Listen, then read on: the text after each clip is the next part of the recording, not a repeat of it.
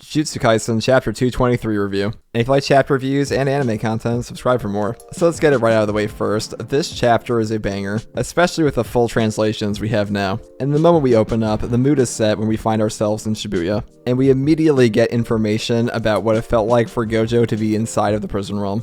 And the gist of what he says is that it felt like a long time, but it also went by very fast. So it does not sound like it was the best experience for Gojo. But beyond this, Gojo is worried about what happened to the people that he put in a catatonic state with his domain. And Ichichi says that they made a full recovery. And this speaks a lot to how much Gojo actually cares about other people, even the people he doesn't know. And apparently the remnant energy of Gojo was all it took to keep cursed spirits away from B5. And with that, Gojo says, let's get started, start stretching, and we see Urahime and Gaku Ganji.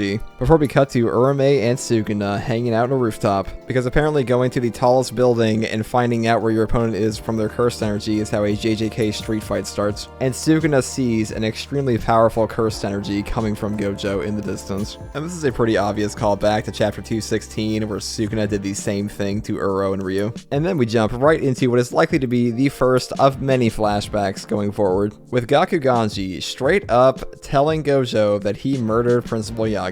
But Gojo blames himself more than he blames Gaku Ganji because him getting sealed was the whole reason the higher-ups were able to do this in the first place. And Gojo asked him if Principal Yaga had any last words. And Gaku Ganji just spills the beans and tells him that he told him how to make more pandas. And Gojo can tell that Gaku Ganji never told the higher-ups this. And he says, you've changed. The old you would have told them in a heartbeat. So I'm going to talk a little bit more about this at the end of the video, but I like this change for Gaku Ganji. I think this is actually pretty good development. He may remain among the living. I give him the quirkless blessing for whatever it's worth. And Gojo says, maybe you'll do better as leader of HQ. And then we cut over to HQ and the higher-ups. And yes, on the surface level, it looks like these guys are very dead. But what kind of dead? Because if we examine, some of these cuts look pretty clean. This doesn't look like a hollow purple to me. Could this perhaps be a Yuta katana?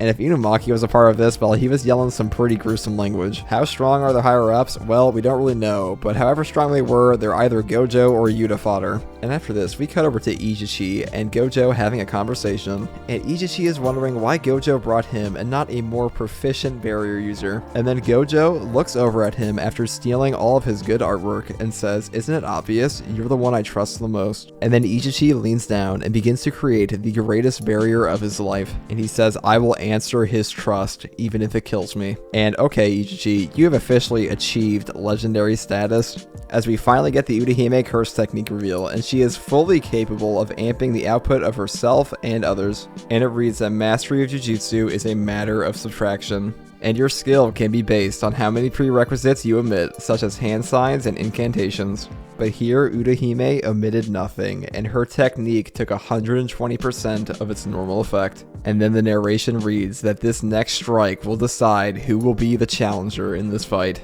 And we see Gojo lean down, and like Urahime, he gives a full incantation. And Gojo, hollowing purple like never before, shoots out a 200% output technique, firing it directly at Sukuna's face. And Sukuna, having misinterpreted the barrier, well, he realizes this hollow purple is on his skyscraper doorstep a little too late, and he rightfully gives the most constipated look in this entire series. And this hollow purple just obliterates part of the city, and completely trashes the building Sukuna and Urame were on. And Sukuna emerges from the rubble of the building, healing his left hand while his right is completely obliterated. And then Gojo looks at him and says, don't be mistaken, I'm your boss fight. And Sukuna, looking pissed off and happy at the same time, says, you damned brat. So personally, I think this is the best cold open to this fight you could possibly have. Opening up with a massive city busting attack and then having both characters just stare each other down sets the stage for how ridiculous this is going to be. Now, I'm going to hold most judgment for how Sukuna survived this until we actually see his technique. It could have been a reinforcement, it could have been a binding vow, it could have been a cursed energy output, we don't know. And there was no way that Gojo was willing to just kill Megumi here, so Sukuna has a pretty massive advantage over him at the moment. And depending on what Sukuna's technique is, well, I'm going to pay attention for it at the end. Because I'm curious that if we look back at this fight once all is said and done, and we look at this scene, would Gojo have won if he just teleported behind him and 0.2 second domained him in the Hollow Purple? Because if Sukuna's technique doesn't have an answer for that, well, Gojo just wins via Hollow Purple, either killing him or him getting caught in the Unlimited Void.